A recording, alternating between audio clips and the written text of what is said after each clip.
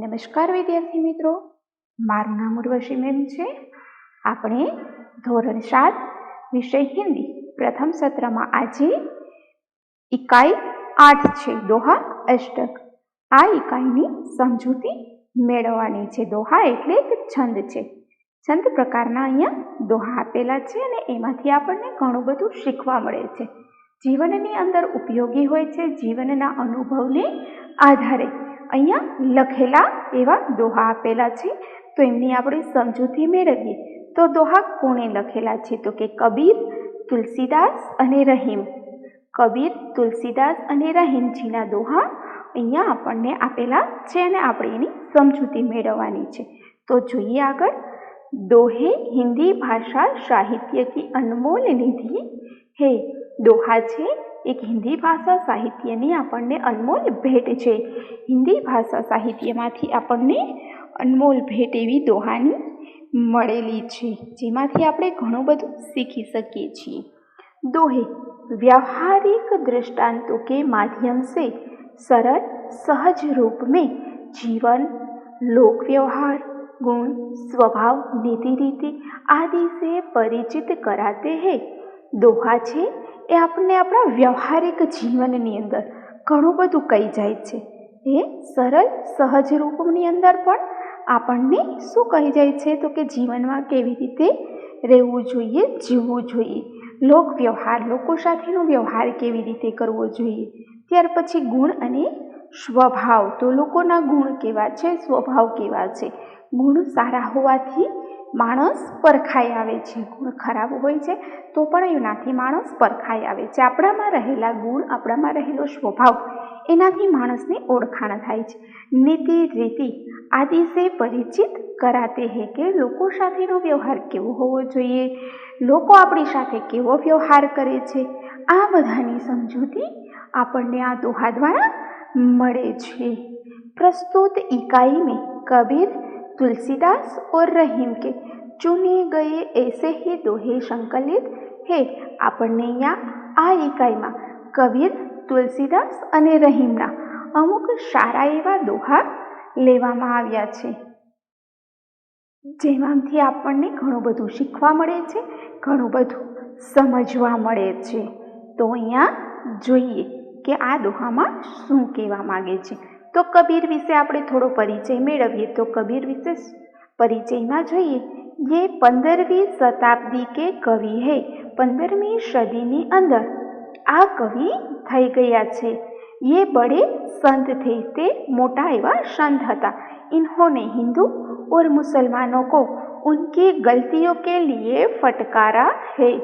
तेमणे हिंदू अने मुसलमान बंने वच्चे जे भेदभावनी नीति छे ए दूर करी छे अने दोनों को हिलमिल कर रहने का उपदेश दिया है।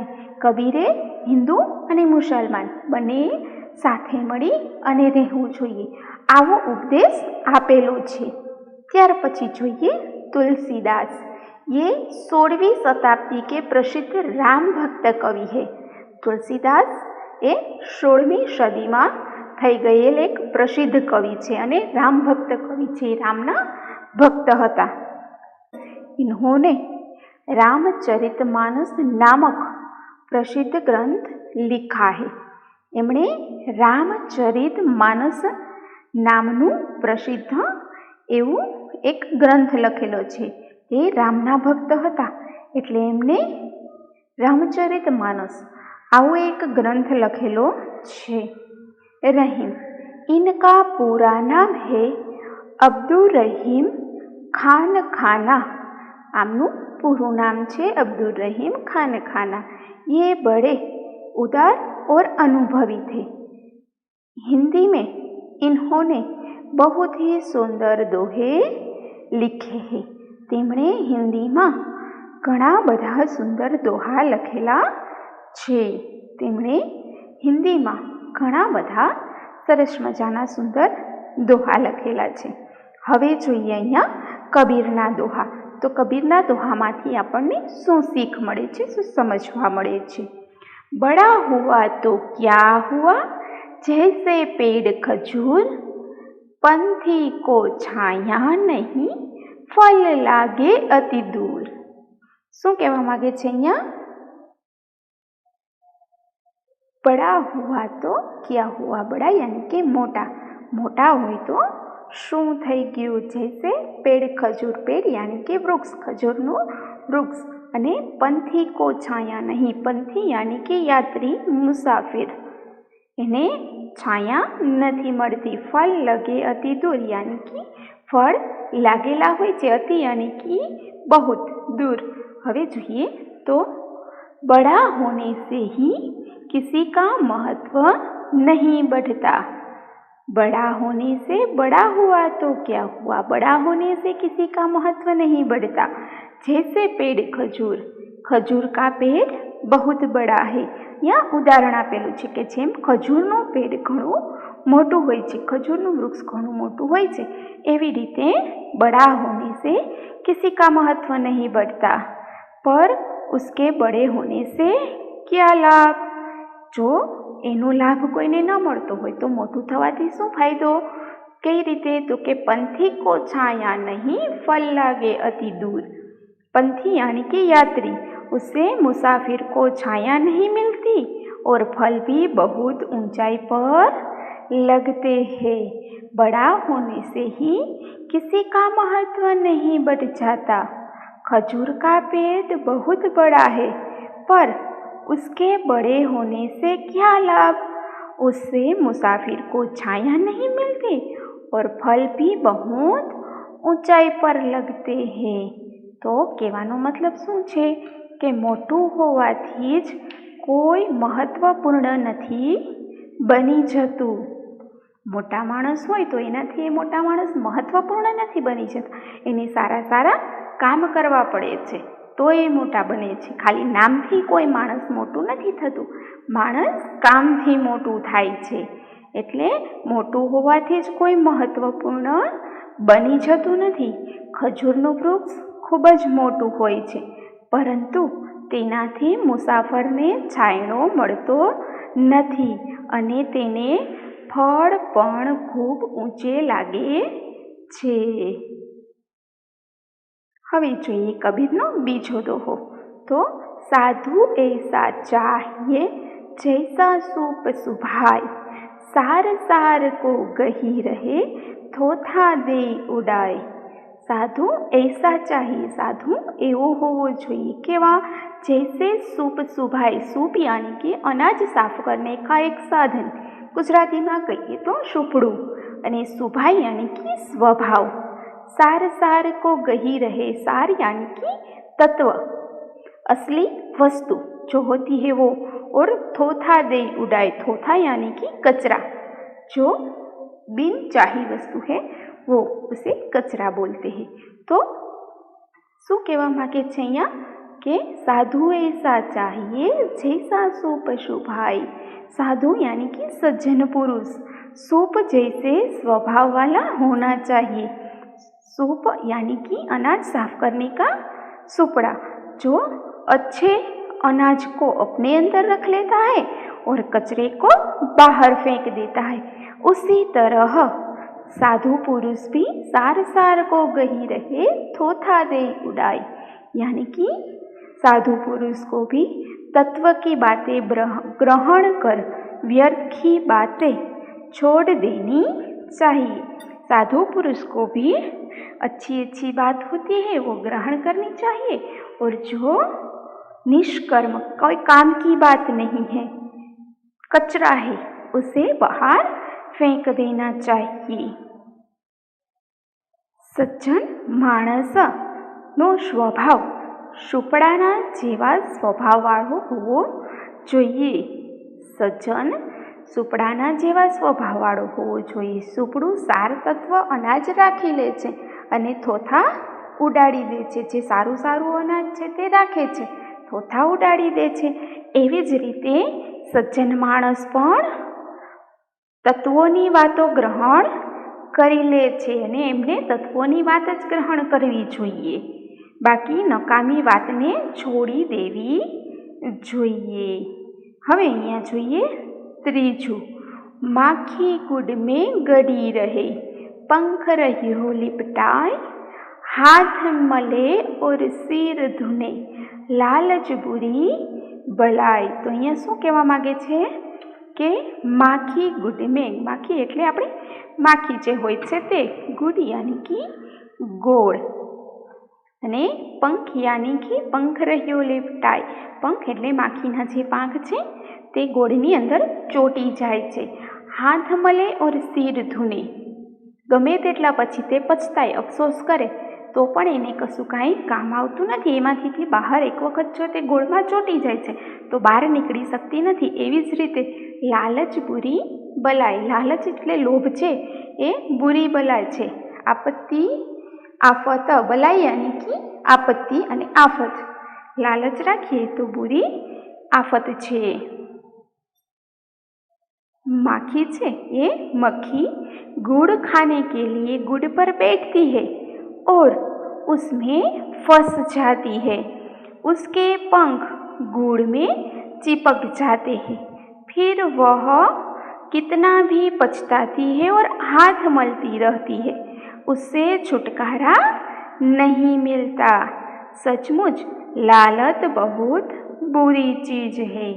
तो અહીંયા આપણને માખીના ઉદાહરણ દ્વારા શું કહ્યું છે કે ક્યારેય બુરી બલા લાલચ છે. માખી છે એ ગોળ ખાવા માટે ગોળ પર બેસે છે અને તેમાં ફસાઈ જાય છે. તેની પાંખો ગોળની સાથે ચોંટી જાય છે. પછી તે પછતાય છે, તેમાંથી છૂટી શકતી નથી. ખરેખર લાલચ એક મોટી આફત છે. તેને ગોળ ખાવાની લાલચ જાગી માખીને તો એ ગોળ ખાવા ગઈ, પણ એ લાલચમાં તે પોતે જ ફસાઈ ગઈ. તો આવા સરસ મજાના કબીરના દોહા પછી હવે આપણે જોઈએ તુલસીદાસના દોહા. તો તુલસીદાસજી શું કહે છે? तुलसी इस संसार में भांति भांति के लोग, सबसे हिल मिल चाहिए नदी नाव संजोग. तुलसीदास जी कहे छे कि इस संसार में, आ संसार में भांति भांति के लोग, लोग यानी कि लोगों, भांति भांति यानी कि तरह तरह के भिन्न भिन्न प्रकार के लोग रहते हैं. सबसे हिलमिल चाहिए, हिलमिल यानी कि मिलजुल कर रहना चाहिए, शांति से रहना चाहिए. नदी नाव यानी कि नदी અને नाव એટલે હોડી. संजोग यानी कि मिलन, संयोग. नाव और नदी का जैसा संयोग है वैसा ही. तो तुलसीदास जी क्या कहते हैं इस दोहे में? तो तुलसीदास जी कहते हैं कि इस संसार में तरह तरह के लोग हैं, हमें सबके साथ हिल मिल कर रहना चाहिए, जैसे नदी और नाव का संयोग रहता है. इस संसार में अनेक लोग रहते हैं, उसमें हमें सबके साथ हिल मिल जुल कर रहना चाहिए. तुलसीदास जी कहे छे कि आ संसार में अनेक प्रकारना लोको होय छे. नदी अने नावना संयोगनी जेम आपणे एनी साथे हળી મળીને રહેવું જોઈએ. तुलसीदास जी આવું કહે છે કે આપણે બધાની સાથે હળી મળીને રહેવું જોઈએ. ભલે કોઈનો સ્વભાવ અલગ હોય, કોઈની રહેણી કહેણી રીત રિવાજ બધું જુદું છે, છતાં પણ આપણે એને અપનાવી અને આપણે એની સાથે મળીને રહેવું જોઈએ. ત્યાર પછી જોઈએ तुलसी हाय गरीब की कबहू न खाली जाय, मुए ढोर के चाम से लोहा भस्म हो जाय. तुलसीदास जी शू कहे छे अहींया? तुलसी हाय गरीब की, हाय यानी कि बददुआ, गरीब यानी कि गरीब लोकोनी बददुआ. कबहू एटले क्यारेय, कभी. खाली न जाए, खाली एटले व्यर्थ जती नहीं. मुए ढोर के, मुए यानी कि मरे हुए, ढोर यानी कि पशु, मरे हुए ढोर के होते हैं, उसे मुए ढोर, मरे हुए पशु, मरे हुए ढोर. चाम, चाम यानी कि चामड़ू, અને લોહા यानी कि लोखंड, भस्म राख.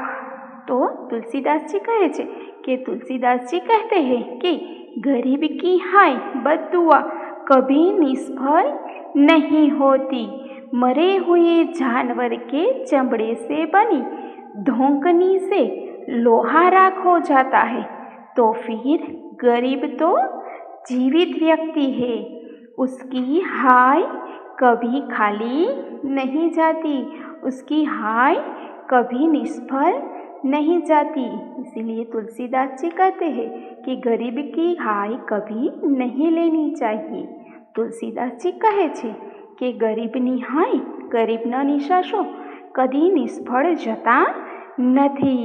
જો મરેલા જાનવરના ચામડાની બનેલી ધમણથી લોખંડ પણ ભસ્મ થઈ જાય તો પછી આ તો ગરીબની બદદુઆ છે, કેવી રીતે નિષ્ફળ જાય? એ સફળ થાય જ છે। તો આ હતા આપણા તુલસીદાસના દોહા।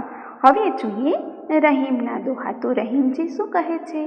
રહીમન ધાગા પ્રેમ કા મત તોડો ચટકાય, टूटे से फिर ना जुड़े, जुड़े गांठ पड़ जाए।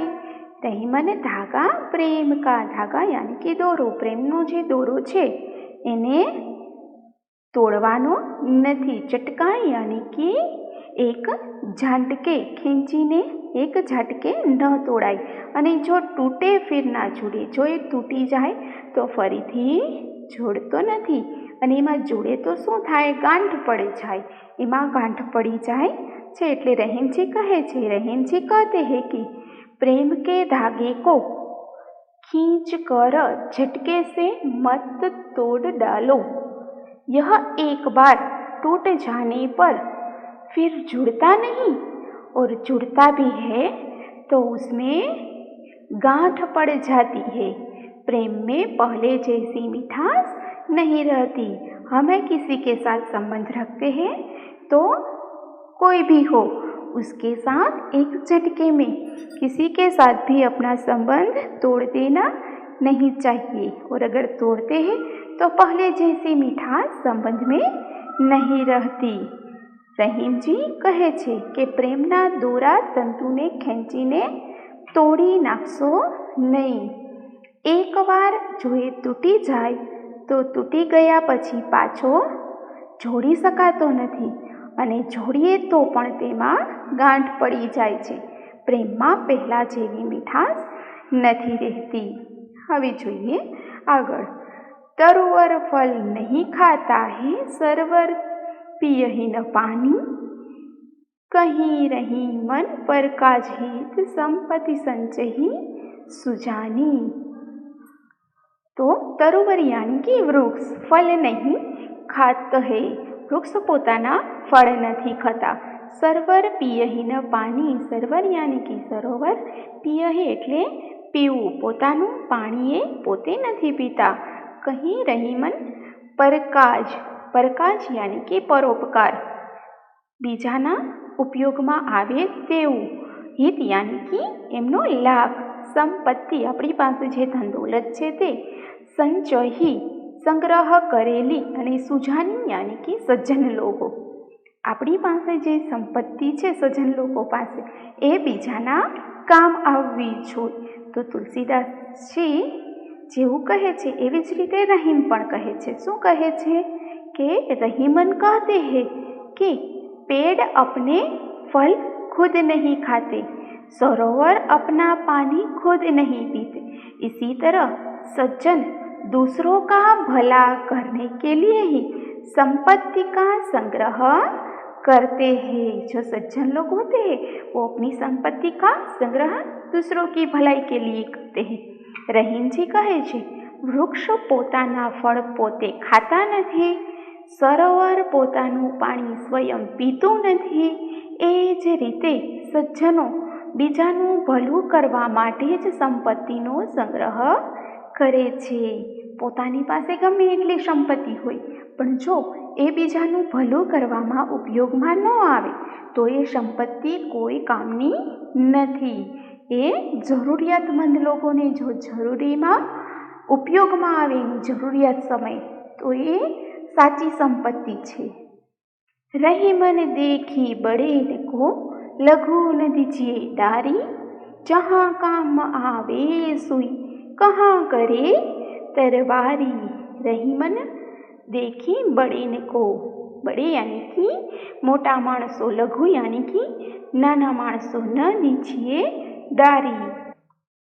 डारी यानी कि उपेक्षा करना, छोड़ना। जहाँ काम आवे सुई, જ્યાં સુઈ यानी कि सोई काम आवे छे। कहाँ करे तरवारी, कहाँ यानी कि क्या, ત્યાં, અને तरवारी यानी कि तलवार। तो શું કહેવા માંગે છે કે મોટી વસ્તુને જોઈ અથવા તો મોટા પદને જોઈ નાના પદ અથવા તો નાની વસ્તુને ધિક્કારવી ન જોઈએ, કેમ કે જ્યાં સોય કામ આવે છે ત્યાં તલવાર કામ નથી આવતી। रहीम जी कहते हैं कि बड़े लोगों को देखकर, बड़े लोगों से प्रभावित होकर छोटे लोगों की उपेक्षा नहीं करनी चाहिए। जहाँ सुई काम आती है वहाँ तलवार काम नहीं आती। तो શું કહે છે રહીમજી? કહે છે કે મોટા લોકોને જોઈ નાના માણસોની ઉપેક્ષા કરશો નહીં, નાના માણસોની ઉપેક્ષા ન કરવી જોઈએ, કેમ કે જ્યાં સોય કામ લાગે છે ત્યાં તલવાર શું કામ કરી શકવાની હતી? સોય છે એ બે વસ્તુ જોડવાનું કામ કરે છે।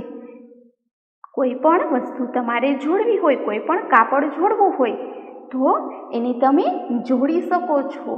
કોઈ પણ વસ્તુ છોડવી હોય તો જોડી શકો છો। સોય જોડવાનું કામ કરે છે, જ્યારે તલવાર છે એ જોડવાના કામમાં આવતી નથી। તો જ્યારે સોયની જરૂર પડે છે ત્યારે તલવાર શું કરવાની છે? એવી જ રીતે જ્યાં નાના માણસોની જરૂર પડે છે ત્યાં મોટા માણસો શું કરી શકવાના હતા? એટલે રહીમજી કહે છે કે મોટા માણસોને જોઈ મોટાને માન આપવું જોઈએ, સાથે સાથે નાનાને પણ આપણે માન આપવું જોઈએ। મોટા માણસોથી પ્રભાવિત થઈ નાનાને આપણે ધકેલવા ન જોઈએ, હડસેલવા ન જોઈએ, એમને પણ આપણે એટલું જ માન સન્માન આપવું જોઈએ। તો ચાલો વિદ્યાર્થી મિત્રો, અહીંયા સરસ મજાની ઇકાઈ 8 છે એ આપણે પૂરી કરીએ છીએ, અને આ ઇકાઈ તમારે વિડીયોમાંથી જોઈ અને સરસ મજાની સમજવાની છે। એમના બધા દોહા તમારે મોઢે કંઠસ્થ કરવાના છે, અને આ ઇકાઈ છે એ તમારે સ્વાધ્યાય પોથીમાં પૂરવાની પણ છે। નમસ્કાર।